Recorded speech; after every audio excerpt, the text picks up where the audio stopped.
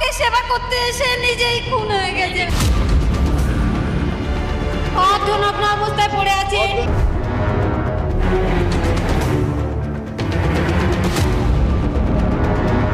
ডিপার্টমেন্টের মধ্যে seminar room night টাইমে সেখানে এটা হচ্ছে, সেটাই সাসপিসিয়াস।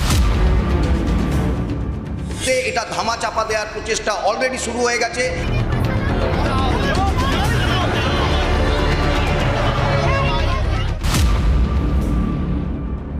ম্যাজিস্ট্রেট এনকোয়ারি হবে এই কেসে, পোস্টমর্টমটাও নিউট্রাল জায়গায় হবে, আন্ডার ভিডিওগ্রাফি।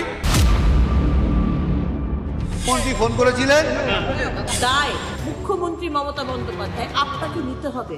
আর একটা নতুন পালক যোগ হলো মমতা ব্যানার্জির মুকুটে। কি আইন শৃঙ্খলার পরিস্থিতি ছিল এবং সেটা কোথায় পৌঁছেছে? এই ঘটনা সিবিআই তদন্ত চাই। দুঃখজনক মৃত্যু নিয়ে আপনারা রাজনীতি করবেন না।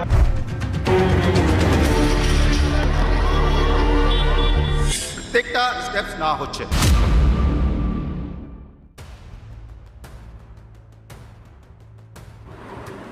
নমস্কার, আমার নাম পৃথ্বীরাজ চৌধুরী। আমি গল্পের তরীর একজন মেম্বার, একজন নাগরিক হিসেবে। আমার বয়স 50-এর ওপর। একজন নাগরিক হিসেবে এই রিসেন্ট হওয়া ঘটনাটা, এই ধর্ষণ এবং তার প্রতিকার, তার শাস্তি, তার জন্যে বুদ্ধিজীবীদের নীরব থাকা, বুদ্ধিজীবীদের সরব হওয়া, কবির কবিতা লেখা, নাট্যকর্মীর এর ওপরে নাটক বানানো, গল্প বা রচনাকারের রচনা লেখা, আমার ধারণা is not going to change anything in the mindset of people. ঘটনা হচ্ছে আমাদের না এই ধর্ষণ, তার প্রতিকার, তার শাস্তি এমন এক্সাম্পলারি হওয়া উচিত, যেটার কথা ভেবে মানুষ যেন ভয় পায়। কয়েকটি দেশের উদাহরণ দেব, যেমন ধরুন চায়নাতে কোনো রেপিস্টকে আইদার ডেথ সেন্টেন্স দেওয়া হয় আফটার প্রুভেন, অথবা তাকে নপুংসক বানিয়ে দেওয়া হয়। আমার মনে হয় আমাদের একটা টাইম এসেছে যেখানে আমাদের এই যে জুডিশিয়াল সিস্টেম, এই যে এত দিন ধরে একটা চলা, একটা বিচার ব্যবস্থা চলা, একটা উকিল ধরে 3 বছর 4 বছর 10 বছর ধরে শুধু আইন আদালত প্রমাণ করা, নানান রকম আমরা সিনেমা ওয়েব সিরিজ সব জায়গায় আমরা দেখতে পাই। এই ব্যাপারগুলোকে অ্যাভয়েড করার জন্য আমার মনে হয় সবথেকে বড় এখন সময় এসেছে জুডিশিয়াল সিস্টেমটাকেই চেঞ্জ করা। সবার প্রথমে কোনো উকিল যেন কোনো রকম সন্দিগ্ধ কোনো রেপিস্টের কোনো কেস যেন না নেন। এনিওয়ান যে রয়েছে, মানে someone who is being accused, তার ক্ষেত্রে। চায়নার কথা যেমন বললাম, ইজিপ্টে ফাঁসি দেওয়া হয়, নর্থ কোরিয়াতে ফায়ারিং স্কোয়াডের সামনে ফেলে দেওয়া হয় after proven guilty. Firing squad মানে আবার গুলির খরচ, সেই খরচটাও করার দরকার নেই। দেওয়ালের সামনে দাঁড় করিয়ে পাথর ছুঁড়ে মেরে দিলেও তো একই কাজ হবে। আমার মনে হয় নপুংসক বানিয়ে দেওয়া ফর ফিউচার, একদম যেরকম ফাঁসি দেওয়া হয় ঠিক সেরকমভাবে ডাক্তারের প্রেজেন্সে মৃত্যু হয়ে গেলে হয়ে যাক, ব্লিডিং হয়ে, ডিভিটি হয়ে, ডিপ ভেন থ্রম্বোসিস হয়ে মারা যাক, কোনো অসুবিধে নেই।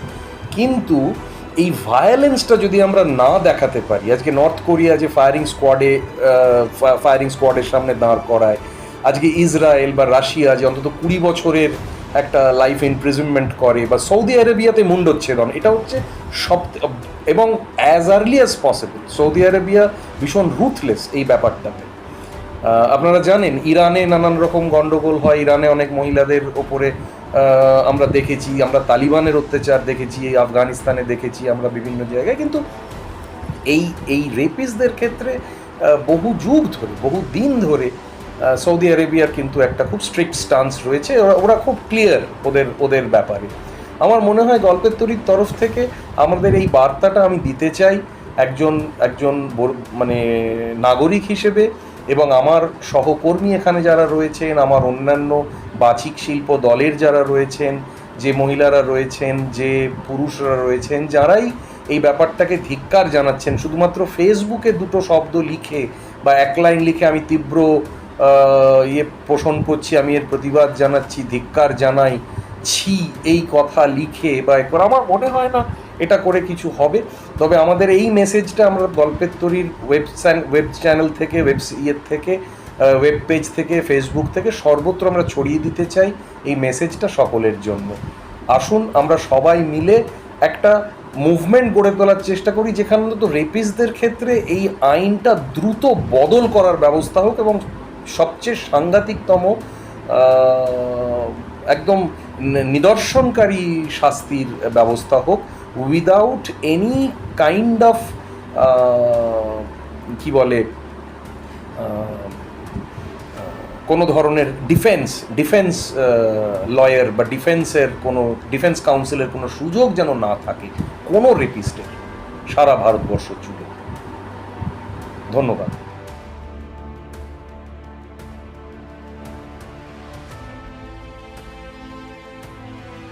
নমস্কার, আমি শান্তনু চ্যাটার্জি, গল্পের তরীর একজন সদস্য, নতুন সদস্যই বলা যায়। ভেরি রিসেন্ট আমি গল্পের তরীর সদস্য হয়েছি। আমার বয়স 57+, 58-র কাছাকাছি। যে উদ্দেশ্যে এই ভিডিও ক্লিপিংসটা করা আর কি, যে গতকাল আরজিকর হাসপাতালের যে মর্মান্তিক ঘটনাটা ঘটে গেছে বোধহয় সকলেই জানেন। এখন একজন মাস্টার্স করা 2য় বর্ষের ছাত্রী চিকিৎসক, তার মর্মান্তিক মৃত্যু, যেটা ভাবা যায় না আর কি, মানে গায়ে শিহরণ ওঠে জাগায় আর কি, এতটাই মর্মান্তিক। তো এর বিরুদ্ধে আমাদের সকলের ভীষণভাবে সোচ্চার হওয়া উচিত। এখন ভারতবর্ষের বিভিন্ন প্রান্তে এরকম মর্মান্তিক ঘটনা আগেও হয়েছে, তার প্রতিবাদও হয়েছে, কিন্তু দৃষ্টান্তমূলক এমন কোনো শাস্তি দোষীরা পাননি, যার জন্য এখনো যারা এই মানসিকতা, তারা সেই সাহসে ভর করে এরকম নোংরামিগুলো করে চলেছে। মানে এতটাই তাদের ঔদ্ধত্য বেড়ে গেছে দিন দিন। বিভিন্ন মহল থেকে প্রচ্ছন্ন মদতও আছে, সেটা বেশ ভালোই বোঝা যায়। তো প্রতিবাদ তো বিভিন্ন ধরনের হয়, যাদের যেরকম সামর্থ্য। অনেকে আমরা মোমবাতি জ্বালিয়ে মৌন মিছিল করি বা সোচ্চার আন্দোলন করি, কিন্তু এমনভাবে প্রতিবাদটা হওয়া উচিত যার একটা দৃষ্টান্তমূলক কিছু হয়ে থাকে, মানে হওয়া উচিত, যাতে যারা এই পথে আর পা বাড়াতে কেউ সাহস না পায়। সেইটা মানে ভাবা উচিত প্রত্যেকেরই আর কি, সেটা প্রশাসনিক দিক থেকে হোক বা যেভাবেই হোক। কারণ বিচার তো আমরা হাতে তুলে নিতে পারি না, আইন তো আমরা নিজের হাতে তুলে নিতে পারি না। যে সাসপেক্টেড তাদেরকে ধরে আমাদের মানে যেটা হয় গণধোলাই বা অন্য কিছু, সেটা তো একটা অনৈতিক ব্যাপার, বেআইনি ব্যাপার, সেটা তো করা সম্ভব নয়। কিন্তু বিচার ব্যবস্থা এমনভাবে হওয়া উচিত যাতে যে দোষী, সে যেন দৃষ্টান্তমূলক একটা শাস্তি পায়, সেটা দেখে যেন আর কেউ সেই পথে পা বাড়াতে সাহস না করে। তাহলে এই আজকে এটা এখানে হয়েছে, কলকাতায় হয়েছে, কালকে তার পাশে কোনো একটা হসপিটালে হতে পারে বা অন্য কোনো জায়গায় হতে পারে, বিভিন্ন অঞ্চলে বিভিন্ন প্রান্তে হতে পারে। আমি বহরমপুর থেকে বলছি, এখানেও হতে পারে, বিভিন্ন প্রান্তে ভারতবর্ষে বিভিন্ন জায়গায় তো আগে হয়েওছে। দিল্লিতে হয়েছে নির্ভয়া কাণ্ড, সকলেই জানেন। হায়দ্রাবাদে হয়েছে কি নৃশংস একটা মর্মান্তিক ব্যাপার, আগুনে পুড়িয়ে প্রমাণ লোপাট করার জন্য আগুনে পুড়িয়ে, মানে আফটার রেপ, তাতে আগুনে পুড়িয়ে একদম মানে অমানবিক কাণ্ড আর কি, ভাষায় প্রকাশ করা যায় না। তো যেভাবে হোক এই যারা মানে যারা দোষী, তাদের যেন একটা মর্মান্তিক শাস্তি হয় আর কি, সেই ব্যাপারটা তার জন্য আমাদের প্রত্যেকের আন্দোলন করা উচিত। শুধু কয়েক বছরের জেল বা একটা ফাঁসি হয়ে গেলেই যেন ব্যাপারটা মিটে গেল, এরকম মনে হয় এত সহজে না হওয়াই ভালো, যাতে প্রত্যেকে ভয় পায়। যেভাবে বিভিন্ন দেশে এখনো চলছে, বিশেষ করে মিডল ইস্টে, চীনে বা অন্যান্য জায়গাতেও সাংঘাতিকভাবে শাস্তি দেওয়া হয়। কোথাও ডাইরেক্ট গুলি করে তাদেরকে মেরে দেওয়া হয়, বা ইলেকট্রিফিকেশন, ইলেকট্রিক চেয়ারে বসিয়ে যেভাবে হোক তাদের নিজের দেশের আইন অনুযায়ী তারা সেভাবে করে।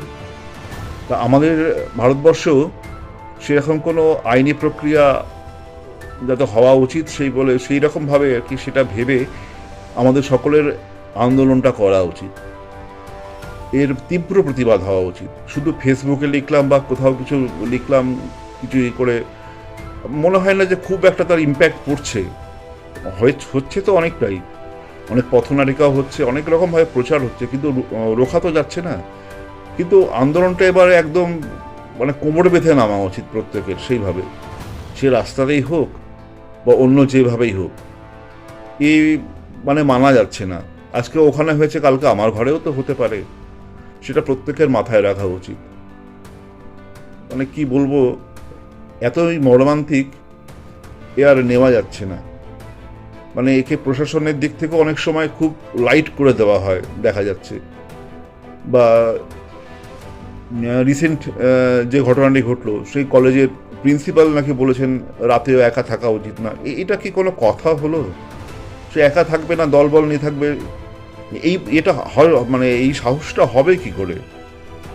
আর আমাদেরও মনে হয় প্রত্যেকের বাড়িতে প্রত্যেকের ছেলে মেয়েদের সেইভাবে শিক্ষা দিয়ে মানুষ করা উচিত। শুধু মেয়েদের ক্যারাটে শিখিয়ে বা বিভিন্ন কুস্তি টুস্তি শিখিয়ে যে প্রতিরোধ গড়ে তোলা যাবে শুধু তাই নয়, যাদের বাড়িতে ছেলে আছে ছোট থেকে, শিশুকাল থেকে, তাদেরও ছোট থেকে এমন শিক্ষা দেওয়া উচিত যেন মেয়েদেরকে তারা সম্মান করতে শেখে, মেয়েদের তারা যেন ভোগ্য বস্তু মনে না করে। এই মানসিকতাটাও তো ছেলেদের মধ্যে গ্রো করে দেওয়া উচিত। এর দায়িত্ব কিন্তু পেরেন্টসদের, মা বাবাদের, আমার তাই মনে হয়। কারণ মানসিকতার পরিবর্তন না হলে শুধু শাস্তিমূলক কিছু ইয়ে দিয়ে বা ভয় দেখিয়ে সুরক্ষা যাবে না। আমাদের প্রত্যেকেরই মানসিক একটা সুস্থ মানসিকতা গড়ে তোলা উচিত, এটি বলে আমার মনে হয়। যাই হোক, এটাই আমার বক্তব্য, আমার মন্তব্য। শুভরাত্রি।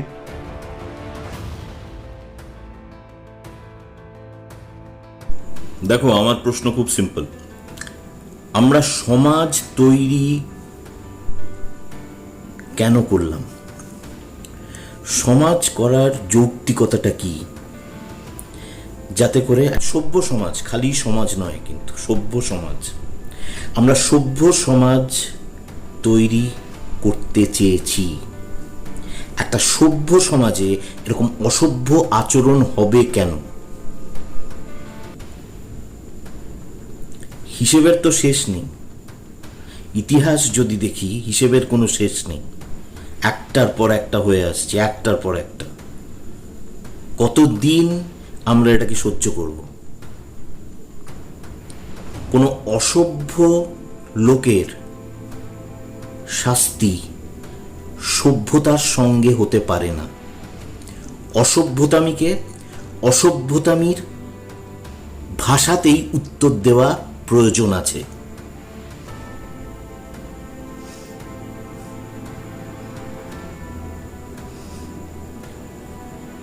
আজ একজন ডাক্তারের শুধু ধর্ষণ হয়নি, ধর্ষণ হয়েছে প্রত্যেকটা শিক্ষিত নাগরিকের, যাদের মধ্যে নাগরিক বোধ আছে।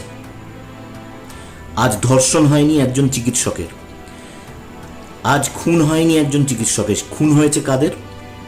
হাজার হাজার মানুষ, যেই মানুষগুলোকে সেই চিকিৎসক বাঁচাতে পারতেন। আমরা একটা সভ্য সমাজে এরকম বর্বরতা কেন সহ্য করব? কতদিন সহ্য করব?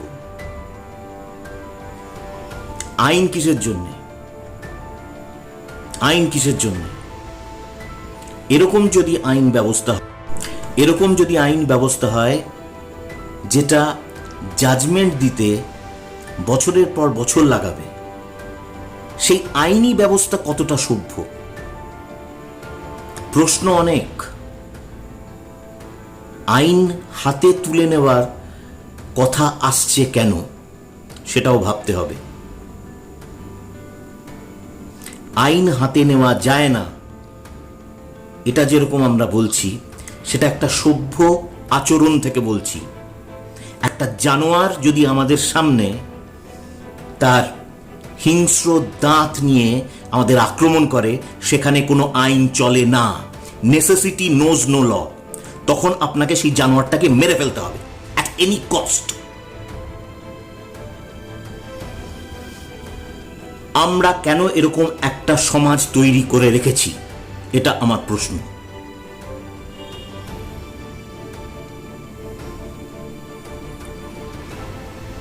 আইন যদি বলেন সবাই মিলে সোচ্চার হই, এমন একটা আইন আসুক যাতে করে কোনো মানুষের যার কোনো রকম ক্রিমিনাল হিস্ট্রি আছে তাকে নরক যন্ত্রণা দিয়ে মেরে ফেলা হোক,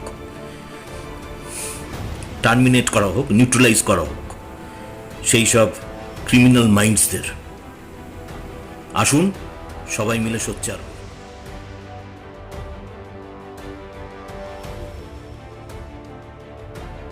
নমস্কার, আমি অর্ণব ব্যানার্জি, গল্পের তরীর একজন কর্মী।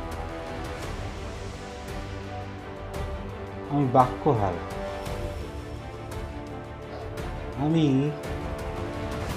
আমি দেবী পুজোর যে দেশে এরকম নির্যাতন এক মহিলার উপর কি করে হলো,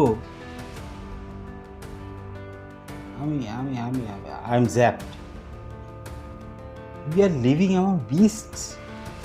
জানোয়ারদের সঙ্গে থাকি আমরা।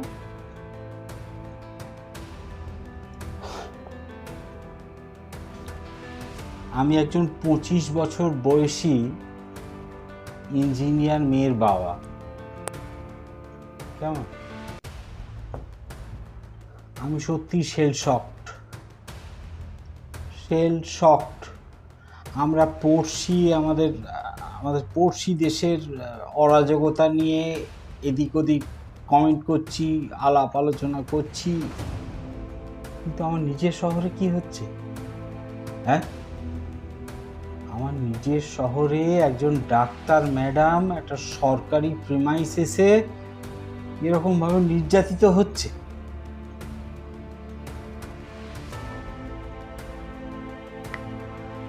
সব থেকে বড় কথা হচ্ছে প্রশাসনের প্রাথমিকভাবে সুসাইড বলে দাগিয়ে দেওয়ার প্রয়োজন কি ছিল? আর পোস্টমর্টমের বা এত তড়িঘড়ি কি দরকার ছিল? এত তাড়াতাড়ি পোস্টমর্টম করা? এ সমস্ত প্রশ্নের আমি উত্তর দাবি করছি। ধিক্কার জানাচ্ছি এই জঘন্য মানসিকতার নিষ্ঠুর অপকর্ম। ফাস্ট ট্র্যাক বিচারে এই অপরাধীদের প্রকাশ্য দিবালোকে আমি ফাঁসি দেখতে চাই। একদম ফাঁসি দেখতে চাই। আর পরবর্তীকালে এই হায়নাগুলো যেন এই ধরনের অপকর্ম করার আগে বুক কাঁপে, একদম বুক কাঁপে।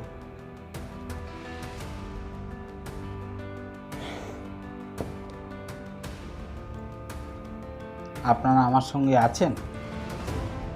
হ্যাঁ, থাকলে জয় হিন্দ।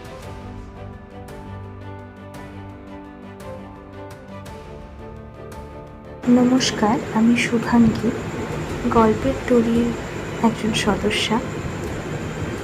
আরজিকর হসপিটালের একটি ঘটনা নিয়ে আজকের এই কথা। যদিও শুধুমাত্র আরজিকর হসপিটালের একজন ডাক্তারকে রেপ করে খুন করা হয়েছে, শুধু এই বিষয়েই নয়, এই রেপ, এই কথাটার নিয়ে কিছু কথা।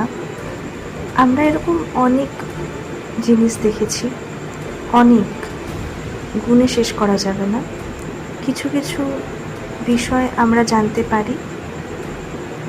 মোমবাতি নিয়ে রাস্তায় মিছিল হয়, খবরে দেখানো হয়, ঘণ্টাখানেক সঙ্গে অমুক বা তমুক বিভিন্ন রকমের মিটিং মিছিল হয়, কিন্তু আদতে কিছুই হয় না, পুরোপুরি শূন্য। হয়তো এখন সোশ্যাল মিডিয়ার দৌলতে কিছু লেখাপড়া হয়, কিছু মানুষ কিছু বলেন এবং বিভিন্ন পোস্ট করা হয়।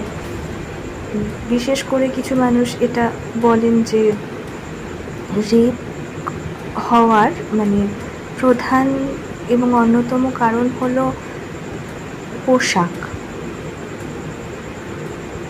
আর একজন ডাক্তার যিনি নিজে বলেছেন যে একা কেন মেয়েটি থাকবে, মানে একা কনফারেন্স রুমে যাওয়াটা মেয়েটির উচিত হয়নি। যদি একা যায় কোনো মেয়ে তাহলে তার রেপ হওয়াটা সেটা খুব স্বাভাবিক বিষয়, তার মধ্যে অস্বাভাবিক হয়তো কিছু নেই। পোশাক এবং কোনো মেয়ে কেন একা থাকবে এই বিষয়ে কথা বলা হয়েছে। জানি না এর পরিপ্রেক্ষিতে মানে যারা রেপিস্ট তাদের মৃত্যুদণ্ড যদি বলা হয়, তাদের যদি দৃষ্টান্তমূলক শাস্তির কথা বলা হয়, তবে যারা এই ধরনের কথা বলে মানে তারা যে কখনো সুযোগ পেলে কখনো কিছু করবে না সেটা খুব একটা হলফ করে বলা যায় না। এই কথাগুলো যারা বলেন মনে হয় শুরু থেকে তাদেরকে যদি কিছুটা একটা শাস্তি দেওয়া হয় তবে গিয়ে হয়তো সেই নারকীয় অপরাধগুলো করতে অন্যান্য মানুষরা ভাববে। মানে কোনো মানুষের তো চরিত্র পরিবর্তন করা যায় না, বা বলা চলে দুশ্চরিত্র যারা হয় তাদের কোনোভাবেই চারিত্রিক পরিবর্তন সম্ভব নয়, কিন্তু তারা সেই ভেতরের জানোয়ারটা বাইরে বের করার আগে অন্তত একবার হয়তো ভাববে যে এই রকম জিনিসের যদি একটা দৃষ্টান্তমূলক শাস্তি হয়। দৃষ্টান্তমূলক শাস্তি বলতে কি করবে, সে গুলি দিয়ে ঝাঁঝরা করবে না ফাঁসি হবে জানি না, তো সোজা কথা হচ্ছে মৃত্যুদণ্ড। আর সব থেকে যেটা মানে দুঃখের বিষয়, আমরা এমন একটা দেশে থাকি যেখানে দেশ থেকে শুরু করে নদীকে পর্যন্ত মা হিসেবে পুজো করা হয়, কিন্তু সেখানে মানে মহিলাদের নিরাপত্তা কতটা মানে সেই নিয়ে তো খুব মানে সংকটজনক একটা পরিস্থিতি। আর যারা পোশাক নিয়ে কথা বলেন তাদের ক্ষেত্রে একজন ডাক্তার বা একটি শিশু তার পোশাকের কী রকম কী বিকৃতি থাকতে পারে বা তার বিষয় কি করে কারোর সেরকম কোনো প্রবৃত্তি আসতে পারে, এটাই যথেষ্ট অবাক করা একটা বিষয়।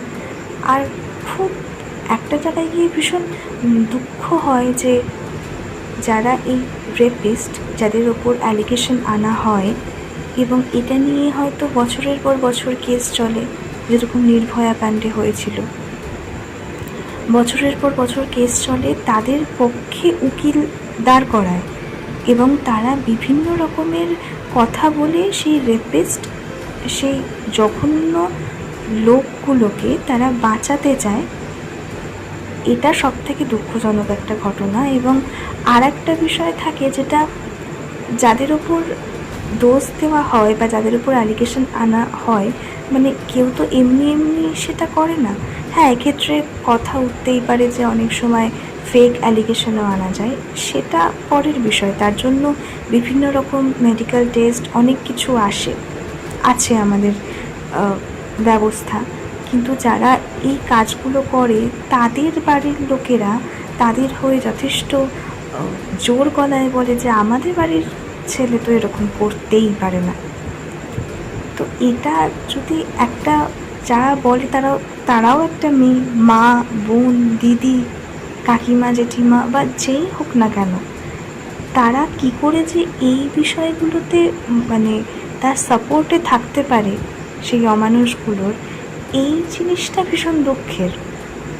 এবং বাড়ির থেকে যদি সেই শিক্ষাটা ঠিকঠাকভাবে না দেওয়া হয়, বাড়ির থেকেই যদি সেটা না তৈরি করে দেওয়া হয়, তো তারা পরবর্তীতে এরকম সাংঘাতিক কাজ করবে। এবং তারা না যথেষ্ট জানে, মানে আমাদের সব থেকে না একটা ভয় থাকে যে পরিবার হারানোর, মানে পরিবারের লোকজনদের হারানোর একটা ভয় আমাদের সবসময় কাজ করে।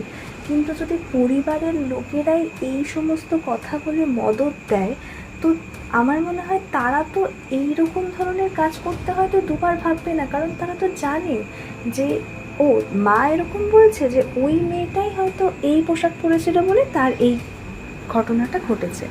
তার মানে সে যখন বাইরে গিয়ে এই কাজটা করছে, তারা না সেই মানে অপোজিটের সেই মানুষটির মধ্যে, সেই মেয়েটির মধ্যে না ওই তাকে একটা ভোগ্যপণ্য হিসেবেই তাকে দেখছে। তারা কিন্তু কোনো রকম তাদের অন্য কোনো বিষয়ে কাজ করে না। ওই যে তারা ছোটোবেলা থেকে জেনে এসেছে যে এই মানে মেয়ে মানেই বা মেয়েদের পোশাক, মেয়েদের শরীর সব কিছু নিয়ে একটা এইরকম কথা বলা যায়। তো এই বিষয়গুলো নিয়ে যদি একটু বাড়ির দিক থেকেই শুরু থেকে কিছু বলা যায়, এবং যারা এই যে বলেন না মেয়েদের পোশাক, মেয়েদের সব কিছু নিয়ে, আমার মনে হয় তাদেরকে আগে একটু উপযুক্ত শিক্ষা দেওয়া দরকার। এবং অনেক জায়গাতে বলতে শুনেছি, অনেক জায়গাতেই এটা হয়েছে যে কোনো ক্ষেত্রেই যে মেয়েদের নাচ গান না শিখিয়ে ক্যারাটে শেখানো হোক। ক্যারাটে কেন শেখানো হবে? যাতে তারা আত্মরক্ষা করতে পারে। এবার একটা মেয়ে কি শিখবে বা একটা মানুষ কি শিখবে এক্সট্রা কারিকুলার অ্যাক্টিভিটি বা যাই হোক না কেন, সেটা তার নিজস্ব বিষয়। যারা এই কাজগুলো করে তাদেরকে শিখতে হবে যে কিভাবে মানুষের মতো আচরণ করতে হয়। মানে আমরা যখন একটা জায়গাতে রয়েছি, একটা সমাজে রয়েছি, একটা শিক্ষিত সমাজে রয়েছি, তো তার মতো করে চলতে হবে, সেভাবেই চলতে হবে। মানে এই জায়গাটা খুব দুঃখের একটা বিষয়, মানে একদম ভাষা নেই বলার যে এগুলো কি করে হয়, কি করেই বা করতে পারে। আর একজন ডাক্তার, মানে সে একটা হসপিটালে ডিউটি দিচ্ছে, তার ওপর এই জিনিসটা করা হলো। যারা করেছে তারাও তো হসপিটালেরই মানুষ, মানে তারাও তো মানে আমরা যাই হসপিটালে, সেখানে হচ্ছে মানে ভগবানের মতো আমরা মনে করি। হসপিটাল জায়গাটা হচ্ছে সত্যি কথা বলতে মন্দির, যেখানে গেলে প্রার্থনা করলে ডাক্তারদের যে কোনোভাবে তারা মানুষকে বাঁচিয়ে তুলতে পারে, এই ভেবে আমরা হসপিটালে যাই। সেখানে এরকম একটা ঘটনা, মানে এটা তো একটা অস্বাভাবিক একটা বিষয়। এবং একজন ডাক্তার বা যারা করেছে তারা সেই হসপিটালের সঙ্গেই যুক্ত, এটা আরও বেশি মর্মান্তিক একটা ঘটনা। অবশ্যই ডাক্তারের বিষয়টা চারিদিকে জানা গেছে বলে উঠে এসেছে। এরকম এদিক ওদিক কত কিছু পড়ে, যে কত কিছু মানে যে ছাই চাপা পড়ে যায়, মানে কেউ তো ঘুণাক্ষরে টেরও পায় না। জানি না এটার মানে শেষটা কবে হবে বা কোথায় হবে, কোথায় গিয়ে এই জিনিসটা একটা জায়গায় থামবে, মানে এটার কোনো ধারণাই নেই কারোর। তো এইটাই যারা বা যে এটা করেছে, যে মানুষ, এই যত কেস পেন্ডিং রয়েছে, সেই সমস্ত মানে এবার একটা বিচার হওয়াটা উচিত, মানে মৃত্যুদণ্ড। এর বাইরে আর এর কোনো বিচার হয় না, হওয়াটা উচিতও না।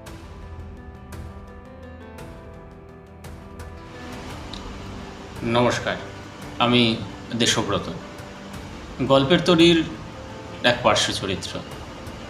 যারা গল্পের তরীর নিয়মিত শ্রোতা, তারা অল্প বিস্তর আমার কণ্ঠের সাথে পরিচিত আছেন। আজ হঠাৎই ক্যামেরা অন করে বসে পড়লাম ক্যামেরার সামনে, কারণ মাত্র কয়েক ঘন্টা আগে কলকাতা আরজি করে যে ঘটনা ঘটেছে, সেটা নিয়ে প্রতিবাদ করা হয়তো আমার আপনার মতো প্রত্যেকটা নাগরিকের কর্তব্য। মাত্র কয়েক ঘন্টা আগেই আরজি করে যে পৈশাচিক কাণ্ড ঘটেছে, তার ফায়দা নিতে ইতিমধ্যেই বিভিন্ন মানুষ বিভিন্ন রকমভাবে রাস্তায় নেমে পড়েছে। বিরোধী দল বলছে শাসকের দোষ, শাসক বলছে ডাক্তার সুপারের দোষ, সুপার বলছে ছাত্রীর দোষ, ছাত্রীর পরিবার বলছে পুলিশের দোষ। এইভাবেই চলছে চাপানোতর। তার মধ্যে আমার আপনার মতো যারা মূল ফোকাসেই নেই, তারা ফোকাস টানার জন্য আমরা নিজেদের মতো করে সাজিয়ে পোস্ট করে চলেছি সোশ্যাল মিডিয়া। বাহ, কিন্তু এটাই কি হওয়ার ছিল? এই যে নেতা নেত্রী প্রশাসনের শীর্ষে যারা বসে, কিংবা এই যে সোশ্যাল মিডিয়ায় যাদের পোস্ট ইতিউতি ঘোরাফেরা করছে, তারা কারা? আমি, আপনি, আপনারা, আমরা সবাই, এটা তো আমাদের মধ্যে থেকেই উঠে আসে। দেখুন, সমস্যাটা মূল অনেকটা গভীরে। এটা স্পেসিফিক কারুর ওপর আঙুল তোলা যায় না, কারণ সমাজের নাগরিকরাই তো এর জন্য দায়ী। আমি, আপনি, আমরা সবাই। অনেক ছোটবেলায় একটা প্রবাদ পড়েছিলাম,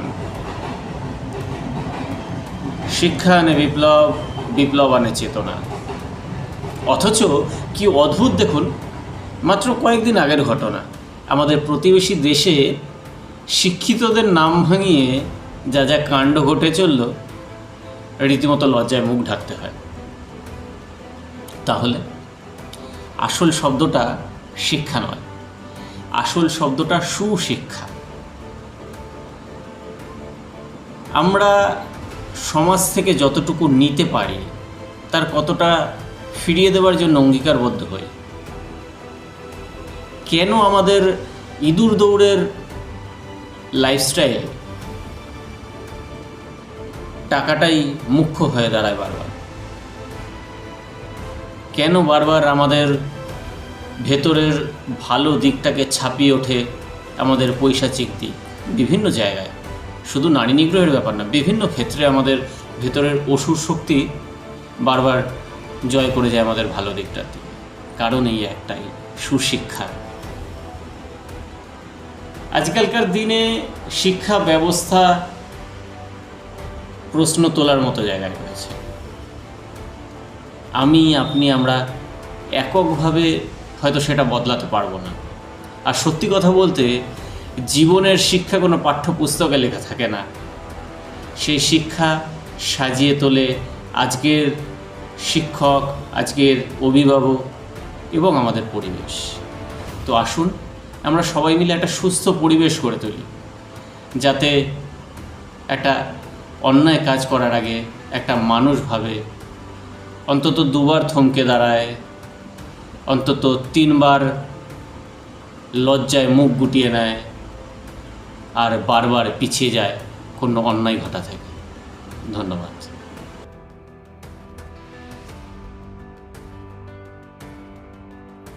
নমস্কার, আমি শ্রীমন্ত। গল্পের তরী নামের একটি অনলাইন গল্প শোনানোর প্ল্যাটফর্মের আমি একজন সদস্য। আমরা চেষ্টা করি বিভিন্ন সময়ে বিভিন্ন ধরনের গল্প শোনানোর মধ্য দিয়ে সমাজকে কিছুটা আলোকিত করার, সমাজের সকল শ্রেণীর মানুষের মধ্যে সাংস্কৃতিক বোধ জাগিয়ে তোলার। আজ আমরা একটি সামাজিক দায়বদ্ধতা থেকে এই ধরনের একটি ভিডিও মেসেজ অনলাইন প্ল্যাটফর্মে ছড়িয়ে দিতে চাইছি। খুব সম্প্রতি কলকাতার আরজিকর মেডিকেল কলেজ এবং হাসপাতালে একটি 31 বছর বয়সী ডাক্তার তথা এমডি পড়ুয়াকে যেভাবে নৃশংসভাবে ধর্ষণ করে খুন করা হলো, এই সমাজের একজন মানুষ হিসাবে আমাদের প্রত্যেকের লজ্জায় মাথা হেঁট হয়ে যাচ্ছে। আমরা অপমানিত বোধ করছি, অসহায় বোধ করছি।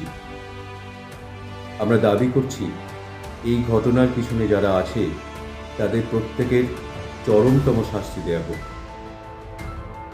এই ঘটনার সঙ্গে প্রথম থেকেই বেশ কিছু ধোঁয়াশা আমাদের মনে আসছে।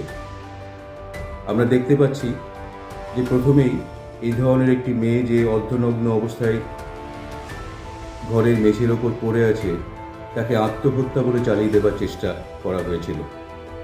তার পোস্টমর্টেম রিপোর্টও প্রথমে করা হচ্ছিল না। তারপর চাপে পড়ে যখন পোস্টমর্টেম করা হলো, তখন জানা গেল যে ধর্ষণ করে খুন করা হয়েছে মেয়েটিকে।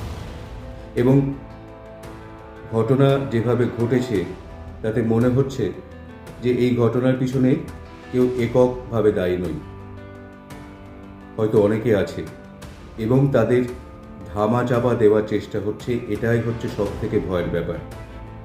কোনো একজন সিভিক ভলেন্টিয়ারকে সামনে নিয়ে আসা হয়েছে। সে নাকি 4টের সময় ওই সেমিনার হলে ঢুকেছিল এবং 4:30 বেরিয়ে এসেছে, তখন অলরেডি ধর্ষণ এবং খুন সে একাই করেছে। তার নাকি 4-5টা বিয়ে। সে নিজের মুখে তার দোষ স্বীকার করেছে এবং সে চাইছে তার ফাঁসির ব্যবস্থা হোক। ঘটনাটা বোধহয় এত সহজ নয়। আরও অনেক মাথা বা আরও অনেক প্ল্যান এর পিছনে রয়েছে, যাদের আড়াল করার জন্য এরকম একটা শিখণ্ডীকে আমাদের সামনে খাড়া করিয়ে দেওয়া হচ্ছে। আমরা চাই সমাজের সর্বস্তরের মানুষ প্রতিবাদে গর্জে উঠুক, যাতে যারা দোষী তারা প্রত্যেকেই যেন সমানভাবে শাস্তি পায়। আরেকটি কথা, সেটা হচ্ছে আজকে এরকম একটা চরম পরিণতি মেয়েটির সঙ্গে হলো বলে আমরা এতটাই বিচলিত বোধ করছি, কিন্তু প্রতিনিয়ত প্রতিদিন অফিসে, ট্রেনে, বাসে, রাস্তাঘাটে, আড্ডায় যেভাবে মহিলাদের অসম্মান করা হয়, ইভটিজিং করা হয়, আমরা কি পারি তার প্রতিবাদ করতে? আমরা পারি না, কারণ আমরা জানি যে আমি প্রতিবাদ করলে আমার চারপাশে যে সমস্ত সুস্থ মানুষ আসেন তারা কিন্তু আমার পাশে দাঁড়াবেন না, মুখ ফিরিয়ে চলে যাবেন। অন্যায় যে করে আর অন্যায় যে সহে, তারা দুজনেই সমান অপরাধী। তাই সবার কাছে অনুরোধ, যেখানে ছোটোখাটো যেসব অপরাধ আপনার চোখের সামনে ঘটছে, আপনি দেখতে পাচ্ছেন, আপনি নিজে না পারলে যারা সেই ঘটনার সেই অপরাধের প্রতিবাদ করছে তাদের পাশে এসে দাঁড়ান। না হলে কিন্তু এই অন্যায়, এই অবিচার একদিন আমার আপনার ঘরেও ফিরে আসবে। সেদিন কিন্তু আমরা কেউ কাউকে পাশে পাব না। সুতরাং আসুন আমরা সকলে মিলে সমস্ত ধরনের অন্যায়ের প্রতিবাদে যে যেখানে আছি যেটুকু পারি সেভাবেই গর্জে উঠি। নমস্কার।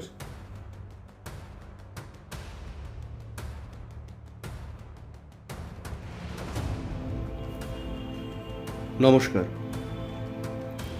আমার নাম ভাস্কর জ্যোতি চৌধুরী। গল্পের তরী নামক আমাদের একটি অডিও স্টোরি চ্যানেল আছে ইউটিউবে। সেই চ্যানেলের মাধ্যমে আমরা আপনাদেরকে নানান ধরনের গল্প শুনিয়ে থাকি। আমরা যারা গল্পের তরীর সদস্য, আমাদের সকলের একটাই লক্ষ্য, আমরা চেষ্টা করি আমাদের গল্পের মাধ্যমে সাধারণ মানুষকে সচেতন করতে। আমরা চেষ্টা করি আমাদের গল্পের মাধ্যমে সমাজকে আলোকিত করতে। আমরা চেষ্টা করি আমাদের গল্পের মাধ্যমে একটা আলোচনা আরম্ভ হোক, একটা কথাবার্তা আরম্ভ হোক। তবেই সমাজ এগোবে এবং তবেই সমাজ উন্নতি করবে।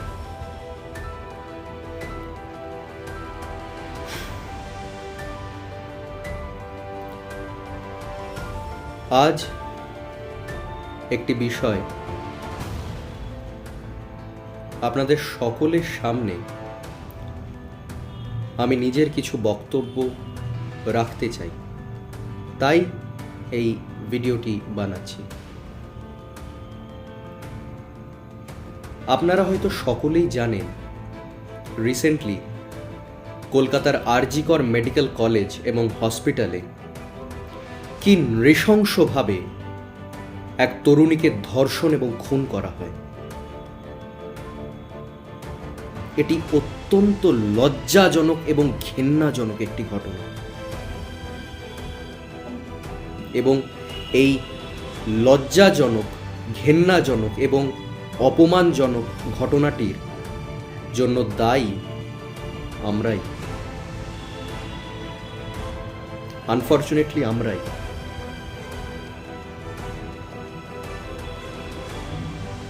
আমাদের সকলের নীরবতা, আমাদের সকলের চুপ থাকার কারণে আমাদেরকে আজ এই দিন দেখতে হচ্ছে।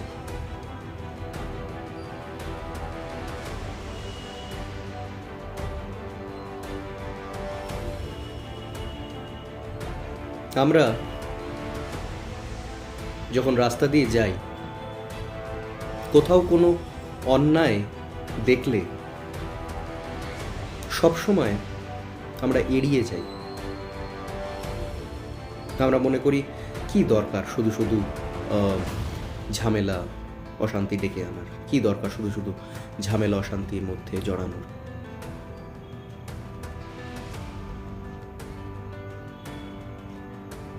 হাই টাইম এই ভুল, ওই অত্যন্ত ভুল ভাবনাটিকে সমাজ থেকে সম্পূর্ণভাবে মুছে ফেলার।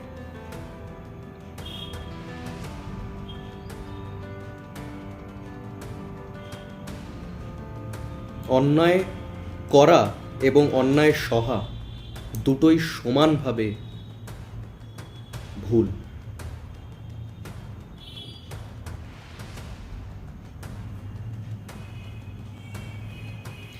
যেখানেই অন্যায় হয় বা যেখানেই আমরা অন্যায় দেখি,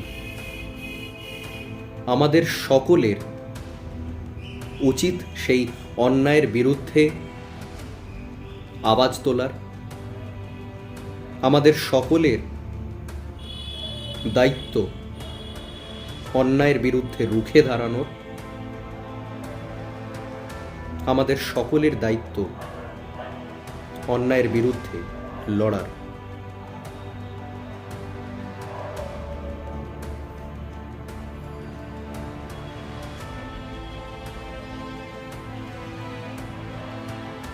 কিন্তু আমরা তা করি না। আমরা তা করি না। আমরা হয়তো এড়িয়ে যাই, কারণ আমরা ভাবি আমরা কি দরকার আমাদের শুধু শুধু ঝামেলা অশান্তির মধ্যে জড়িয়ে, কি দরকার। বা আমরা হয়তো ভাবি আমরা যদি অন্যায়ের বিরুদ্ধে রুখে দাঁড়াই বা অন্যায়ের বিরুদ্ধে প্রতিবাদ করি, আমাদের হয়তো কেউ সাহায্য করবে না। আমাদের হয়তো আশেপাশে যারা আছেন জনগণেরা, তারা হয়তো দৌড়ে এগিয়ে আসবেন না আমাদের সঙ্গে কাঁধে কাঁধ মিলিয়ে সেই অন্যায়ের বিরুদ্ধে লড়া।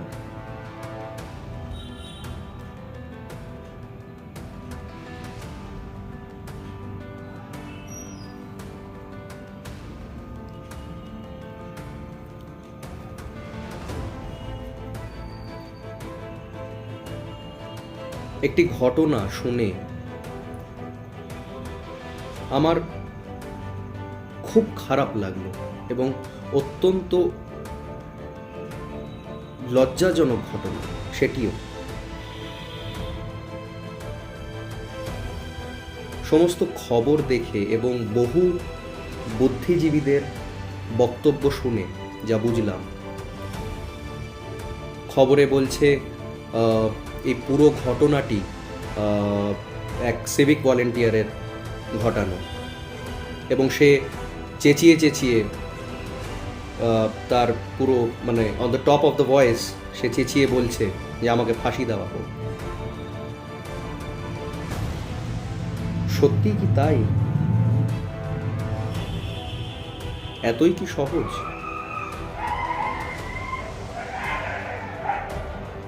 না, এটা দুষ্কৃতীদেরকে সেফগার্ড করার জন্য কোনো স্কেপগোটকে আগে করে দেওয়া হচ্ছে।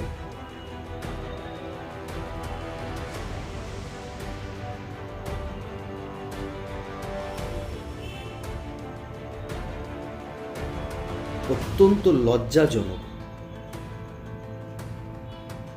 আমাদের সকলের জন্য, এবং আমাদের সকলের মাথা হেট হয়ে গেছে। যে আইন প্রশাসন,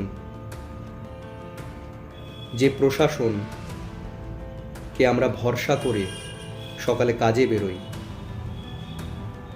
রাস্তায় বেরোই, রাস্তাঘাটে বেরোই, সেই প্রশাসন আজ আমাদের জন্য না। সে কি করছে? সে দুষ্কৃতীদের সাজা না দিয়ে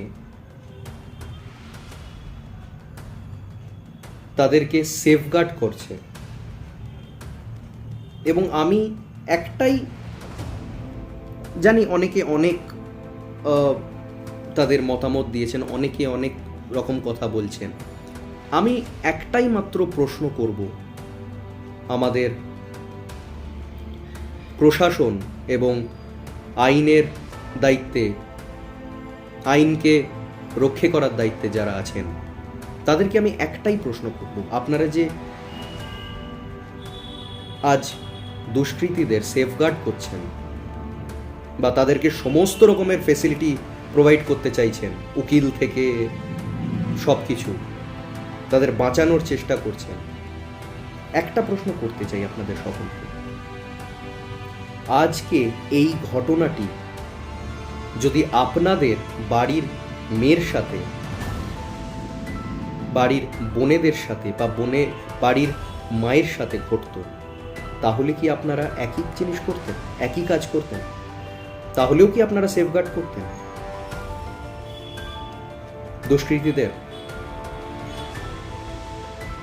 না সঙ্গে সঙ্গে এনকাউন্টার করে দিতেন তাদের?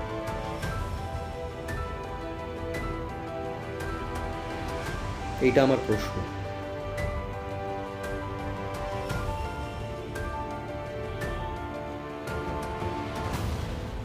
ভাববার বিষয়, ভাবুন এবং সেই মতো কাজ করুন। দুষ্কৃতীদের বাঁচিয়ে না, দুষ্কৃতীদের উচিত শিক্ষা দিন, দুষ্কৃতীদের সাজা দিন। এবং আমি আমার রাজ্যের সমস্ত জনগণকে একটাই অনুরোধ করব, চলুন আমরা সকলে মিলে একজোট হয়ে অন্যায়ের বিরুদ্ধে রুখে দাঁড়াই, অন্যায়ের বিরুদ্ধে আওয়াজ তুলি, অন্যায়ের বিরুদ্ধে প্রতিবাদ করি।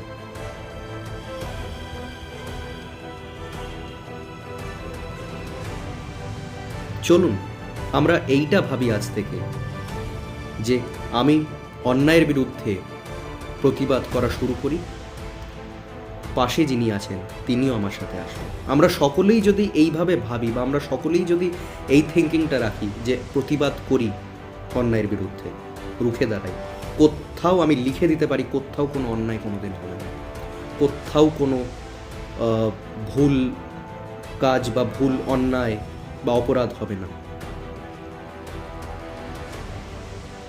কোনো দুষ্কৃতীরা পার পাবেন না, কোনো দুষ্কৃতীরা কোনো রকম ক্রিমিনাল অ্যাক্ট করার আগে 10 বার ভাববেন, ভয় পাবেন।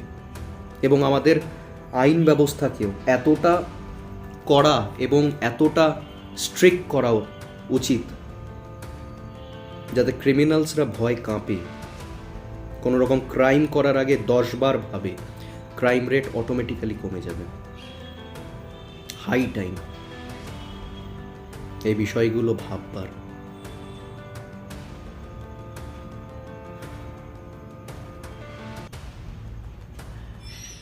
এইগুলো আমার কিছু মতামত। আমার মনে হলো যারা আমাদের শ্রোতারা আছেন, জানি না কতজন শুনবেন আমার কথা বা কতজন দেখবেন আমার ভিডিওটা পুরো, না স্কিপ করে যাবেন জানি না আমি কিছুই, বাট এটুকুই বলবো যে একবার দেখুন ভিডিওটা আমার এবং ভাবুন। হাই টাইম এসছে সমাজে পরিবর্তন আনার। আমার কিছু বক্তব্য আজ আপনাদের সকলের সামনে তুলে ধরতে চাইছিলাম, তাই ভিডিওটি বানালাম। এটুকুই বক্তব্য আমার। আপনাদের সকলকেই হাত জোর করে অনুরোধ করছি, এই ভিডিওটি দেখুন, শেয়ার করুন, আলোচনা করুন এবং যে যে পয়েন্টগুলো বললাম সেগুলো নিয়ে ভাবুন এবং সেগুলো ইমপ্লিমেন্ট করুন। দেখবেন সমাজে ক্রাইম রেট মুছে যাবে, আস্তে আস্তে মুছে যাবে। ক্রাইম জিনিসটা, ক্রাইম শব্দটাই সমাজ থেকে মুছে যাবে।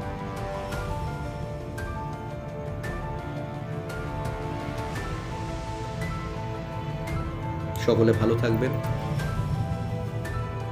সেফ থাকবেন। নমস্কার।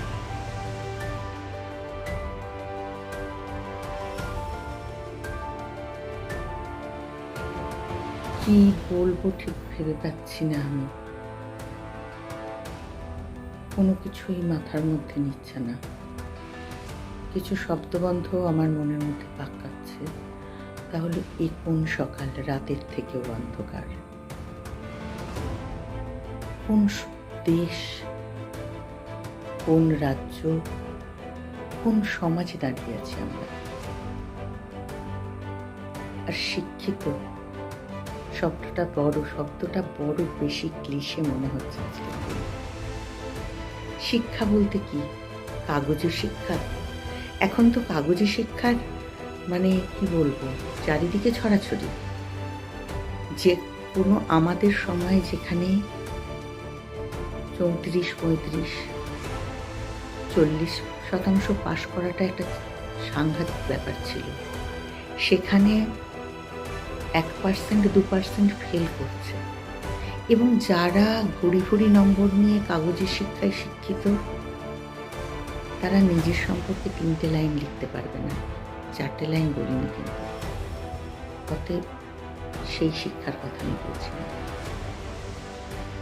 আর এই সমাজে দাঁড়িয়ে যারা সো কল্ড বলবো শিক্ষিত, যাদের আমরা পথপ্রদর্শক বলে মনে করি, তারা বোধহয় পথ হারিয়ে ফেলেছেন। ওই পথ হারাইয়াছি, সেটাই মনে হচ্ছে। এত তমসাচ্ছন্ন ব্যবস্থা, এত তমসাচ্ছন্ন দিন আমি কখনো দেখিনি। কি জানি দেখেছি, হয়তো জানি না। কোনটা ছেড়ে কোনটাকে বলি বলুন তো? কামদুনি। পরপর কোন রাজ্যে বাস করছি, কোন সমাজে বাস করছি আমরা, যেখানে একটা শুধুমাত্র মেয়ে বলবো না, একটা মানুষের কোনো নিরাপত্তা নেই, একটা মানুষও নিরাপদ নয়। কখন সেরকম পরিস্থিতি তৈরি হয়? যখন তাদের মধ্যে কোনো আত্মসম্মান থাকে না। একটা মানুষ তার নিজেকে সে সম্মান করতে যখন জানে না, তখন এই পরিস্থিতি তৈরি হয়। কারোর কোনো আত্মসম্মান বোধ নেই, সেই জন্য আজ এই পরিস্থিতি। নিজেকেই যে সম্মান করে না, অন্যকে সে সম্মান করবে কি করে? আর আমরা ছোটদের বলবো, বড়রা আমরা হয়তো ছোটদের সম্মান করতে শিখিনি, ছোটদেরও সম্মান প্রাপ্য, তাই তারা সম্মান করতে জানে না। আজকাল রাস্তাঘাটে ছেলেপিলে মানুষজনের মুখের ভাষা শুনলেন, মনে হয় যে এরা কোনো পরিবার থেকে এলো। স্বভাবতই তাদের আঙুলটা ওঠে তাদের বাবা মা বা পরিবেশের মধ্যে। পরিবেশ বলতে কিছু না, শুধু টাকা লোটো ফুর্তি মারো। এই ফুর্তি মারতে মারতে এবং ক্ষমতা ভোগ করো, ক্ষমতা জয়ী হয়ে, ক্ষমতা ভোগী হয়ে, হাতে ক্ষমতাটা রেখে দিনকে রাত করে দেবো, রাতকে দিন হয় না। আমার তো শুধু সঞ্জয়কে দোষী বলে মনে হচ্ছে না। সঞ্জয় যেখানে চাকরিতে আছে, তার ব্যাকগ্রাউন্ড, তার সম্পর্কে যাদের জানার কথা, যারা জেনে চাকরিতে বহাল করার কথা, তারা আজ কোথায়? কোন পরিপ্রেক্ষিতে এই রকম একটা মানুষকে চাকরিতে বহাল করা যায়? আর যেখানে চাকরিটা হচ্ছে নিয়ম কানুন শৃঙ্খলা রক্ষার, মানুষকে প্রোটেকশন দেওয়ার। সঞ্জয়ের দোষ না, যে বা যারা ওকে চাকরিতে বহাল করেছে, ফাঁসির মঞ্চে ঝোলা উচিত তাদের, এবং আরো ফাঁসির মঞ্চে ঝোলা উচিত।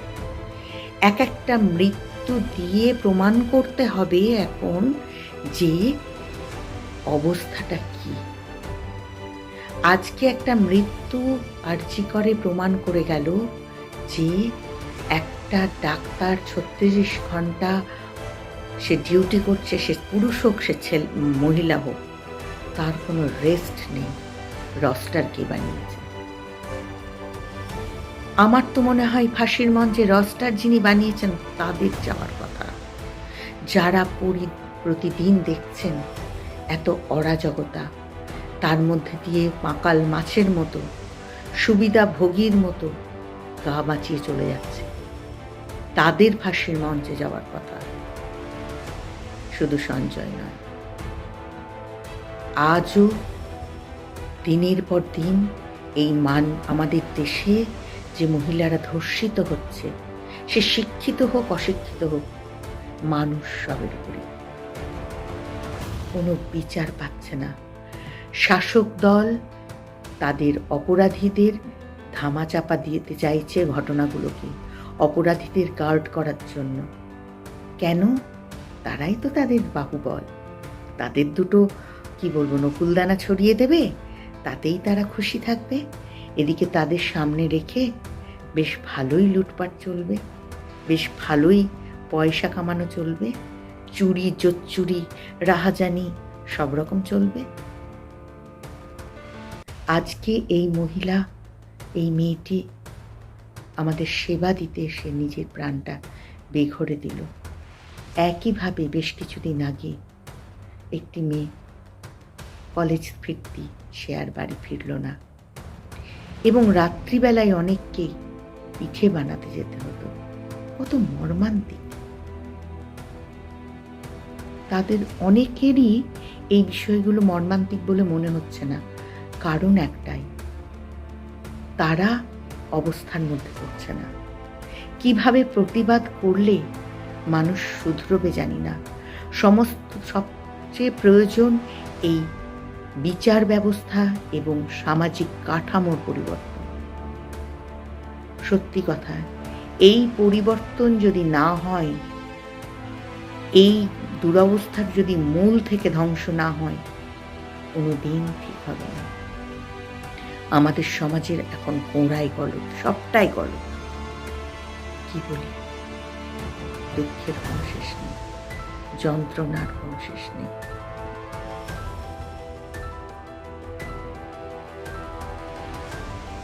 নমস্কার, আমি সৌপর্ণ, গল্পের তরীর একজন সদস্য।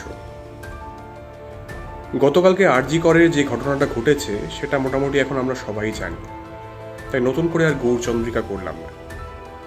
এখন প্রশ্ন হচ্ছে আমরা কি করতে চাই।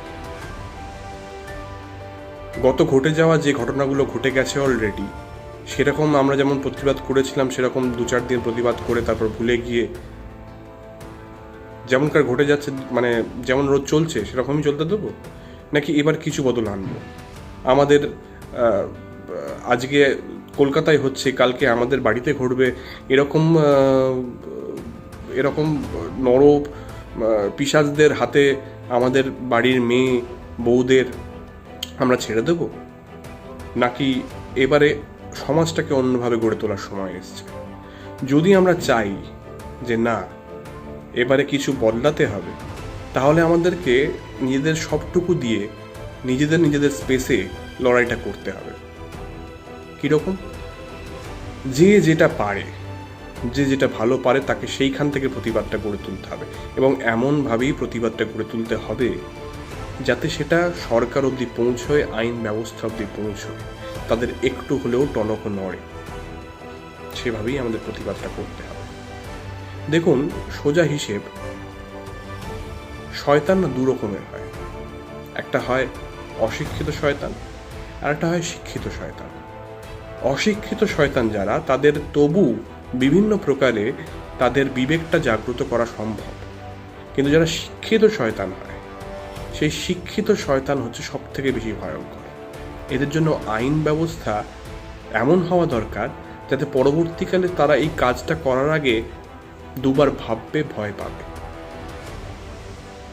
তাই আমরা আইনজীবীদের কাছে, মানে আইন ব্যবস্থার কাছে এমনভাবেই দাবিটা রাখতে চাই যে এমন একটা দৃষ্টান্তমূলক আইন তৈরি হোক, আমাদের মহিলা শুধু নয়, যে মানুষই নির্যাতিত হচ্ছে তার জন্য, যাতে যারা এই ক্রাইমগুলো করছে তারা যদি ধরা পড়ে, তাদের যদি প্রমাণ হয় যে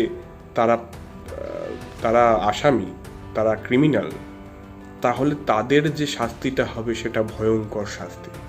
তবেই একমাত্র আমাদের কিন্তু এই ক্রাইমগুলো আটকানো সম্ভব, আটকানোর থেকে বেটার বলা উচিত কমানো সম্ভব। আমাদের না এই সমস্যাটা এটা একদম কোরে ঢুকে গেছে। আজকে এরকম ঘটনা ঘটার কারণটা কি? কারণটা হচ্ছে আমাদের এখানে সমাজে সেক্সটাকে ট্যাবু হিসেবে ধরা হয়, যে কারণে মানুষ এই উত্তেজনাটাকে না কন্ট্রোল করতে জানে না। বুঝতে পেরেছেন? আমাদের ছোটবেলা থেকে যদি সেক্স এডুকেশন পড়ানো হয় ঠিক মতো, সরকার যদি সেটাকে সিরিয়াসলি পড়াতেন, এবং আমাদের বাড়িতেও যদি সেই শুরু থেকে ছোটবেলা থেকে সেই ধারাটা চলে আসতো যে আমাদের কি করা উচিত কি করা উচিত নয়, সেটা স্পষ্ট করে আমাদের জানানো হতো, বোঝানো হতো, তাহলে কিন্তু আজকে যে কজন পশু তৈরি হচ্ছে তারা হয়তো অনেক কম তৈরি হতো, মস্তিষ্কের বিকৃতি অনেক কম হতো।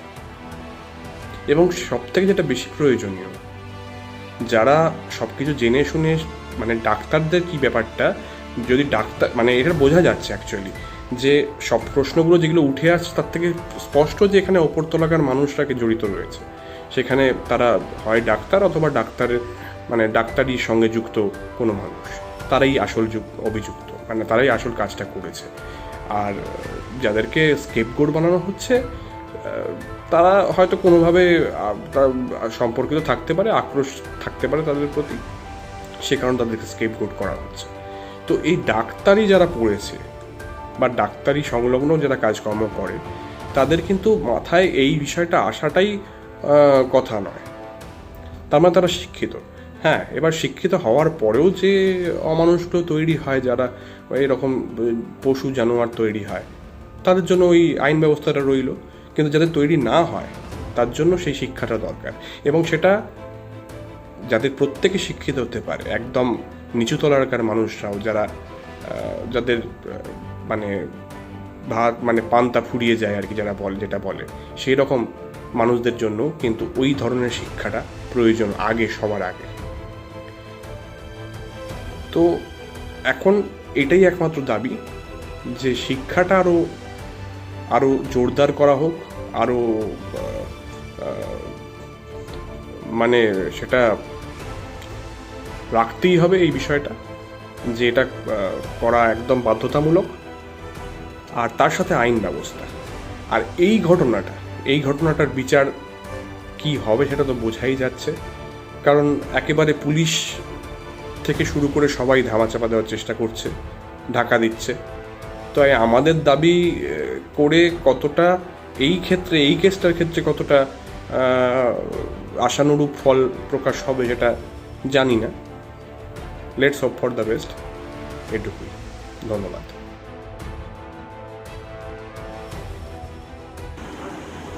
একটা মেয়ে ঝুলছিল, নির্বসনা দুলছিল, দূর গায়ে নয় রাজধানীতে, হাসপাতালে ডিউটি দিতে। রোগীর সেবায় জাগছিল সে, স্রেফ সেটুকু ভুল ছিল। আরজি করে পায়নি সে ঘর, যেমন পারিস ডিউটিটা কর। মোস্ট সিনিয়র ডাক্তারেরও সময় একই রুল ছিল। ঘুম কাড়া রাত, ঘাম ছড়া দিন, এ শিক্ষাতে নেহাত রুটিন। বাকির মতোই তাই করে মেয়ে স্বপ্ন গড়ে তুলছিল। ধর্ষিত আর খুন হওয়া যার, মর্গেতে লাশ ফুলছিল। হাসপাতালে সিকিউরিটি থাকা উচিত ছিল না রে। আসতে যেতে সিসিটিভি থাকা উচিত, বাজেট বাড়ে। ডিউটিতে থাক দুজন রাতে, হওয়া উচিত লোকের অভাব। আরো হাজার রকম খুঁতে ওপর মহল হাজির জবাব। সাফাই দেওয়ার ছুতোগুলো ভীষণ রকম স্থূল ছিল। তড়িঘড়ি করতে আড়াল সুইসাইডের গুল ছিল। হোক ডাক্তার, যেহেতু মেয়ে, কাজেই নুনপুঙের চেয়ে অনেক লোকের ধ্যান ধারণায় তালিবানের স্কুল ছিল। অত রাতে করছিল কি? সেই সওয়ালের ভুল ছিল। রোগীর সেবা ভালোবেসে হাসপাতালেই জাগছিল সে। বাড়ির থেকেও তার নিরাপদ বিশ্বাসী যার মূল ছিল। নিজের কলেজ, নিজের বিভাগ, ভুল কি সে এক চুল ছিল? এইবার হবে খুব হইচই, অপরাধী খুঁজে বের করবই।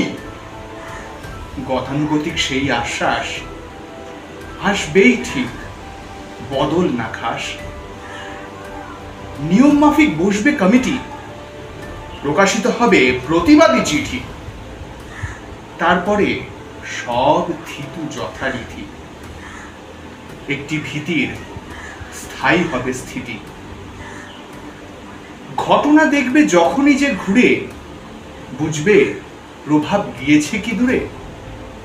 আমি নিরাপদ, সেই ধারণাকে খুন করা কুড়ুল ছিল।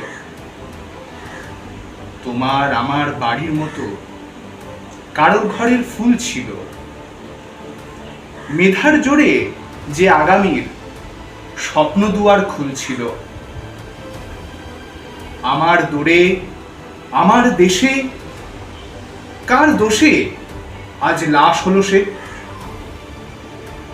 ডাক্তার না নারী হওয়া, কোনখানে তার ভুল ছিল? কোনখানে তার ভুল ছিল?